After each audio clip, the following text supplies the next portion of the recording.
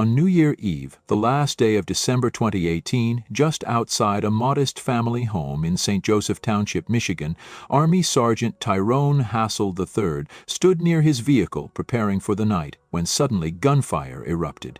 Before he could make any move, multiple bullets struck him, and that was when chaos descended.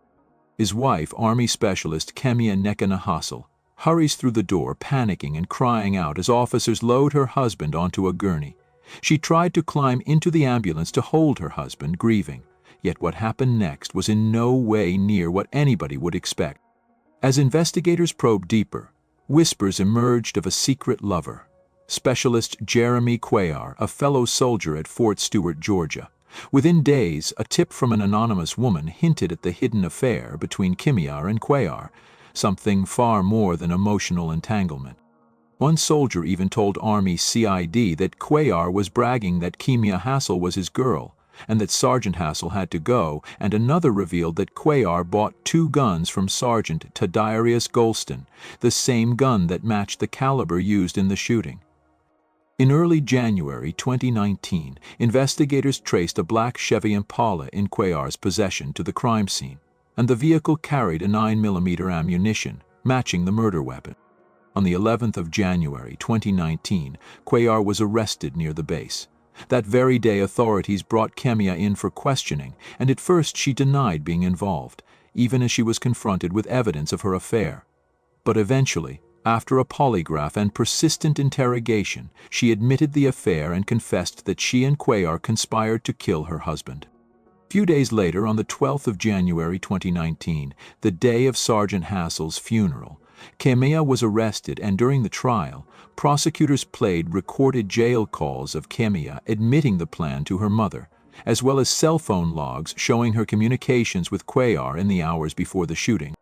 She was convicted of first-degree premeditated murder and conspiracy to commit first-degree murder, and just over a month later, on the 29th of August 2019, Kemia Hassel was sentenced to life in prison without parole. As for Cuellar, he accepted a plea to second-degree murder on the 30th of July and was sentenced to 65 to 90 years behind bars. In the quiet aftermath, Kemia and Tyrone's young son, Tyrone Hassel IV, has been cared for by Kemia's mother, while the Hassel family stays connected via FaceTime. Tyrone's father, Tyrone Jr., hopes his grandson knows only one thing: that his father was a good man who loved him very dearly. Bree Kristen Kuhn. On the 8th of September 2021, in Gulf Breeze, Florida, 37-year-old Chief Petty Officer Bree Kristen Kuhn and her husband, ex-Marine Colin James Turner, had already placed 2 emergency 911 calls from their home as tensions were rising. Turner made the 3rd call, and while still on the line, he said Kuhn had locked him in the garage. Immediately, an audible gunshot was heard through the phone, and Turner's voice, in panic, yelled that she had shot him. And just like that, he collapsed and died. When police arrived, Kuhn didn't deny what she had done. She told the arriving officers bluntly that she shot her husband, admitting to firing 4 shots, but claimed she acted in self-defense. In court, the prosecution portrayed those 4 shots not as a desperate act, but a conscious, premeditated decision, after forensics revealed all bullets entered Turner's back and exited his chest, suggesting his back was turned when she shot him, and contradicting the claim that he attacked her. Jurors watched the body cam footage of the 911 calls, the police response, including her admission that she shot him. The state attorney, Mark Alderman, pushed for first-degree murder charges, arguing context and physical evidence didn't support a self-defense narrative. Bree Kristen Kuhn was found guilty of first-degree premeditated murder, and on the 27th of September 2024, she was sentenced to life in prison at the Lowell Correctional Institution Annex in Gainesville, Florida. Michelle Catherine Thier. On the 17th of December 2000, in Fayetteville, North Carolina, a quiet residential neighborhood turned into the scene of a bloody murder when Captain Marty Thier, a respected Air Force officer, pulled up to the apartment he shared with his wife, Michelle Catherine Thier. Waiting in the corner was Army Ranger John Diamond, Michelle's secret lover. When Marty stepped out of his car, Diamond immediately ambushed him and shot him 5 times at close range, killing him instantly. His wife, Michelle Catherine Thier, who was a civilian psychologist, had been living an unfaithful life. While publicly maintaining the image of a military wife, she was involved in an affair with John Diamond. Witnesses later testified that Michelle confided to Diamond that she wanted to end her marriage, and prosecutors argued she orchestrated the murder so that she could collect Marty's life insurance and be with her lover without the burden of divorce. Investigators discovered that Michelle had lured her husband to the apartment that night, knowing Diamond was waiting quietly. After Diamond was arrested, Michelle initially cooperated with authorities, but as suspicion grew around her role, she vanished. She went far away, living as a fugitive for nearly 2 years, moving across the country under false identities. She was finally captured in 2002 in Florida, where U.S. Marshals tracked her down after a tip revealed she was hiding with an old acquaintance. John Diamond was convicted of first-degree murder and sentenced to life in prison without parole, and in August 2004, a North Carolina jury found Michelle Catherine Thier guilty of first-degree murder and conspiracy. She was sentenced on the 7th of December 2004 to life in prison without the possibility of parole. Joan Shannon. On the night of the 23rd of July, 2002, Army Major David Shannon was found shot to death in his bed at the family home in Fayetteville, North Carolina, just outside Fort Bragg. His wife, Joan Shannon, dialed 911 around 3 a.m., telling dispatchers someone had broken into their home and killed her husband. But from the beginning, investigators noticed things didn't add up. The scene suggested something closer, something inside the family itself. David was a decorated officer who was well known in the military community, and Joan, by contrast, was hiding secrets. Behind the facade of a military marriage, she had been having an affair with a young soldier named Jeffrey Wilson. Prosecutors would later describe their relationship as part of a swinging lifestyle and say Joan wanted David out of the way so she could be with Wilson and collect on her husband's life insurance and military benefits. The most shocking revelation came when police interrogated Joan's teenage daughter Elizabeth, who was 16 years old at the time, and she admitted that she had been the one who pulled the trigger, shooting her stepfather twice while he slept. Investigators said Joan had constantly pressured Elizabeth to kill David, portraying him as abusive and telling her this was the only way out. In June 2004, Elizabeth pleaded guilty to second-degree murder in exchange for her testimony against her mother, and faced up to 25 years in prison, while Joan Shannon was convicted of first-degree murder on the 27th of August 2005 and sentenced to life in prison without the possibility of parole. Wendy Mae Davidson. The 31-year-old animal doctor seemed to be living a picture-perfect life and was married to Michael Severance, a 24-year-old U.S. Air Force staff sergeant stationed at Dyess Air Force Base. Michael was an experienced flight engineer who had served in the Middle East and had a promising career and a young son from a previous relationship. To friends and colleagues, the couple appeared stable, but beneath the surface, tension had been growing.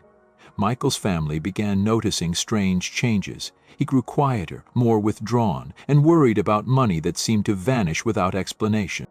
On the 15th of January 2005, Michael disappeared. The Air Force listed him as absent without leave when he failed to report for duty, but his family insisted that he would never desert his post. Suspicion began to circle around Wendy, who claimed Michael had simply walked out. As investigators pressed harder, her stories started becoming inconsistent, and after weeks of questioning, she admitted to disposing of Michael's body.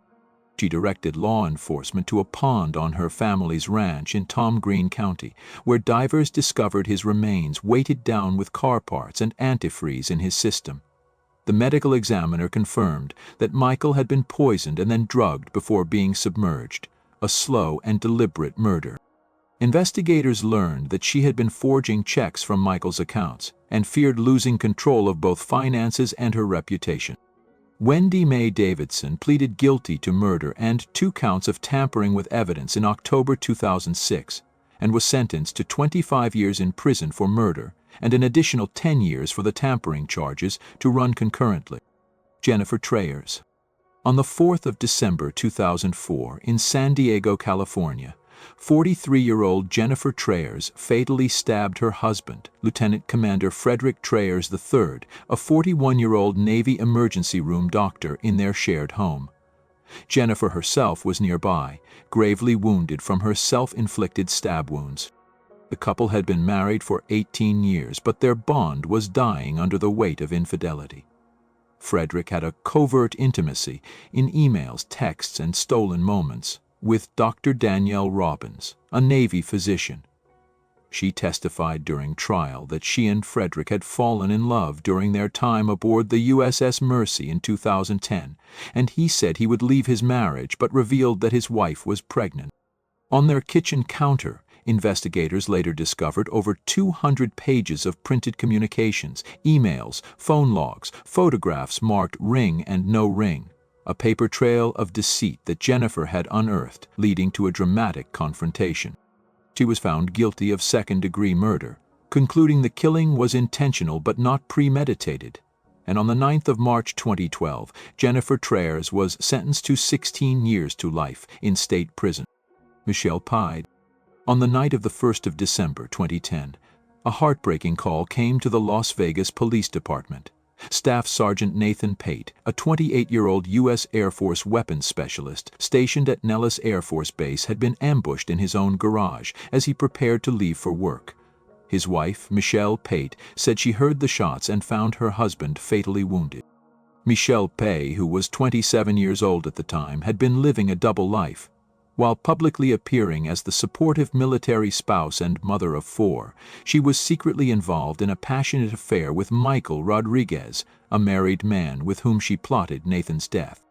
Investigators later revealed that Michelle stood to benefit from Nathan's $650,000 life insurance policy, and Rodriguez promised to help her escape the financial struggles she faced.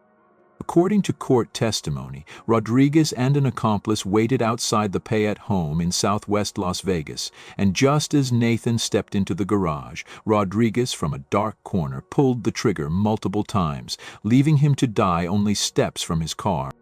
As the investigation went on, detectives noticed inconsistencies in Michelle's statements, and cell phone records tied her to Rodriguez on the night of the murder. Within a few days, Rodriguez was arrested, and Michelle's role as the mastermind became the focus. She was taken into custody in December 2010, accused of orchestrating her husband's assassination while their children slept inside the house.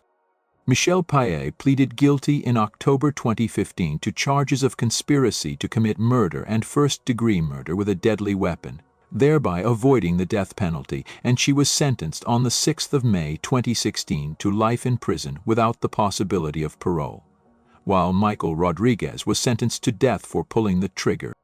Monique Berkeley.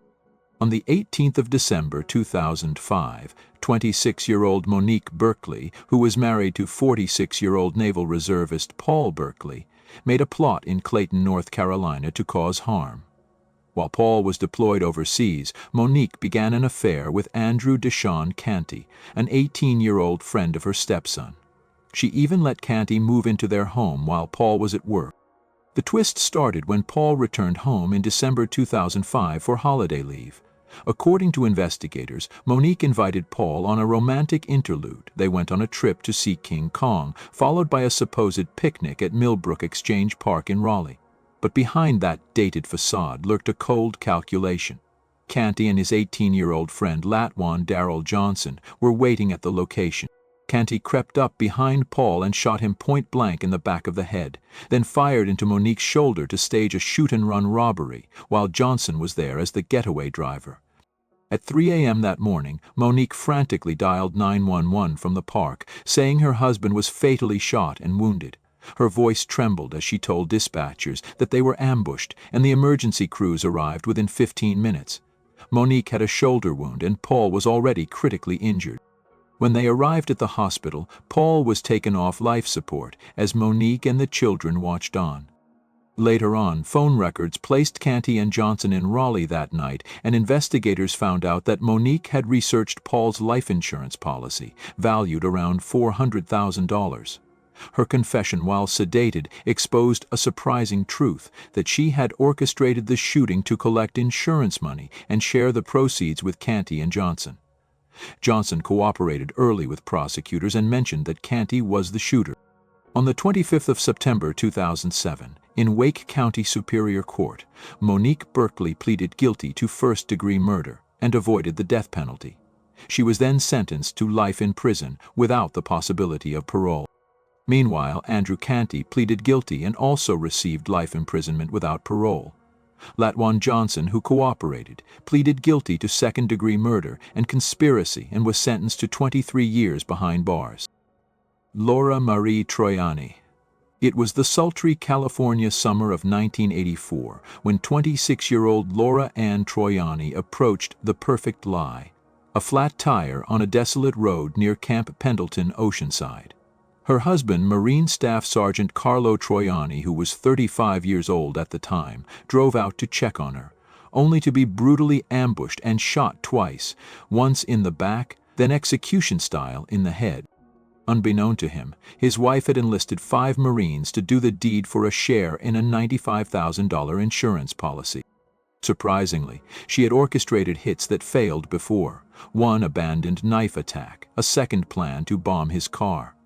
When those faltered, she went into full rage. She purchased 350 7-caliber bullets from Kmart, specific grain and type, laying the groundwork for the fatal ambush. When police discovered his body, they traced the tire tracks from her car, and by morning they had her in custody. After 12 hours of intense questioning and shifting stories from abduction to flat tire, she confessed and implicated her co-conspirators. In August 1987, she was convicted of first-degree murder with special circumstances, lying in wait, and financial gain. She became the first woman in San Diego County in 25 years to face the death penalty. The jury considered death or life without parole after she was found guilty, and on the 3rd of November 1987, Laura Ann Troiani was sentenced to life in prison without possibility of parole. Evelyn Iturbide. It began one turbulent evening in 2018 in their modest Red Hill apartment in Honolulu. Evelyn Iturbide, at 24 years old, found herself entangled in a night of drinking that turned violent. She had a heated argument with her husband, Marine Sergeant Juan Iturbide, who allegedly choked her in a flash of rage, and in retaliation, Evelyn thrusted a knife into his chest, leaving him fatally wounded. When arrested, she was initially charged with second-degree murder, and she told the jurors that her actions were as a result of panic and self-defense after being choked by Juan amid a volatile, alcohol-fueled dispute. She was ultimately found guilty of manslaughter rather than murder, and on the 15th of November 2021, Evelyn Iturbide was sentenced to 20 years behind bars. But somehow, the story didn't end in that courtroom. The conviction and sentence were vacated more than a year later in February 2023, after Evelyn's legal team appealed, showing that key cross-examination evidence regarding the credibility of a witness named Jessica Estrada had been improperly barred. Estrada had been the only eyewitness in the apartment on that fateful night, and Evelyn's team argued she had motives and inconsistencies that jurors deserved to probe, but the trial court had resisted. The appeals court ordered a brand new trial for her, which is yet to be scheduled. Jessie Lucille Goslin. On the evening of the 3rd of February 2012, Fort Campbell soldier Sergeant Vincent Goslin Jr., who was fresh from deployment in Afghanistan, pulled over to help what his wife Jessie Goslin reported as a stranded motorist along Fidelio Road in Christian County, Kentucky. She would be the one who called 911, claiming her husband had been shot after stepping out of their car, and saying she drove away as instructed. But behind that call and incident, Jessie had lured him to a remote spot where her boyfriend at that time, Jard Tabor Long, was waiting, using the ploy of a stranded motorist. Vincent's body was discovered that night with multiple gunshot wounds, and investigators quickly began connecting dots, uncovering inconsistencies, and eventually exposing that Jessie and Long had orchestrated the murder, making Long to pose as the stranded motorist, waiting to kill. Jessie was taken to the sheriff's department late that night and interrogated, and on the 24th of May 2018, both were sentenced in Christian County. Jessie Goslin pleaded guilty to complicity to murder and received 22.5 years in prison. while Jard Tabor Long pleaded guilty to first-degree murder and was sentenced to 30 years. Thierry Lim. On the 3rd of January 2022, in the 2200 block of Ladd Drive, Clarksville, Tennessee, the lives of Sothan Inn, a 38-year-old Army veteran, and his wife, 32-year-old Thierry Lim, came to a brutal end. That day, the police officer conducting a welfare check found Sothan dead in his house from a gunshot wound to the head, and right there was his wife and their 2 children lying on the floor under a blanket, silent witnesses to a tragedy yet to be fully explained. She was arrested the next day and charged with criminal homicide after investigators found home security video capturing her moving around the house with a gun and a knife on the day of the death. Video footage showed that at about 12:39 p.m., a deafening gunshot echoed through the home. In the minutes before the shot, Lim was calm, but soon after, she locked the front door at 12:16 p.m., and moments later she was seen pacing with a gun in one hand and a large kitchen knife in the other, with her young children close behind.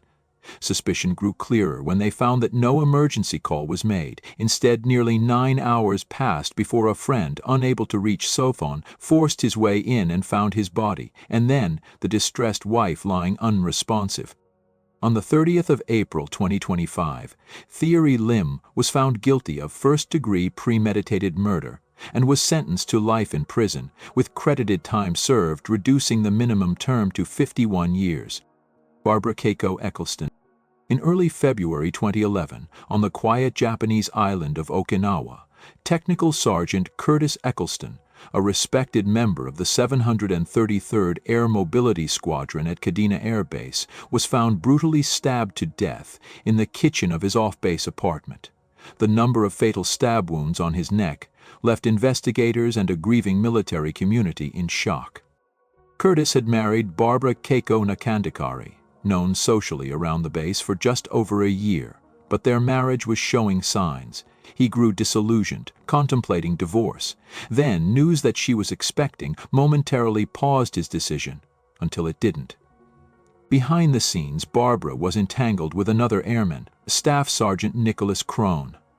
Their relationship had started online in late 2008, bloomed into a sexual affair even after Barbara married Curtis, and spiraled into a murder plot.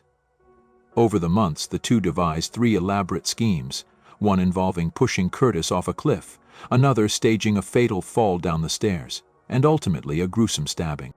The murder took place in the early hours of the 6th of February 2011, when Crone infiltrated Curtis's apartment and stabbed him repeatedly while he was pleading for his life, before succumbing to multiple lacerations, including a severed carotid artery. In a final grotesque flourish, Crone placed Curtis's severed phone on speaker so Barbara could hear his last breaths. Crone was arrested on the 13th of February 2011 and held at the Marine Corps Brig on Okinawa. Earlier that week, Japanese police also arrested Barbara on suspicions of conspiring in the murder. Crone stood trial by court-martial and pleaded guilty on the 30th of January 2012 to premeditated murder, conspiracy to commit murder, and obstruction of justice. He was sentenced to life in military prison without the possibility of parole, reduction to Airman Basic, forfeiture of pay, and dishonorable discharge. Barbara's trial in Japanese court followed. On the 11th of April 2012, in Naha District Court, she pleaded not guilty. She claimed the murder discussions weren't real. They were part of magical spells she sought from an online Brazilian fortune teller to repair her marriage, not to kill Curtis. She argued Crone acted alone, driven by his own jealousy. But the prosecution painted a starkly different picture, that Barbara instigated the crime, manipulated Crone, and explicitly urged him on, even reminding him to bring his cell phone so she could confirm Curtis's death. Just over 2 weeks later, on the 27th of April 2012, the Japanese court found her guilty, and Barbara was sentenced to 20 years in prison with forced labor, far less than the 23 years prosecutors sought, but a stark and decisive judgment on her culpability. If you enjoyed this and want to see more interesting videos, I'm going to be posting every day on this channel. I would really appreciate it if you like and subscribe. Thank you very much.